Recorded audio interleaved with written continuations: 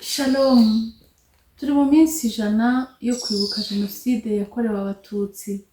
Tugeze ku munsi wa 19. Ijambo nifuza kukubwira ni irigiri: urakabaho. Wabwiwe amagambo menshi mabi, agutuka, agutoteza. Wabonye amasura mabi. Wabwiwe ko utari umuntu.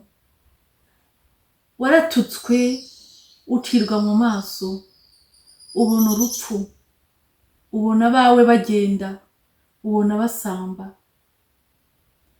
Uyu munsi urakabaho. Urakabaho, kandi nawe iri jambo ujye urisubiramo, wibwire ko ugomba kubaho, kandi wemere ko ugomba kubaho. Ubuzima bwaguhisemo, urakabaho. Ngaho rero bigira umugambi, kandi mu byemezo byawe ujye umenya ko ugomba kubaho.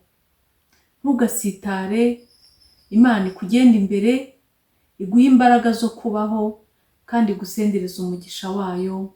Urakabaho.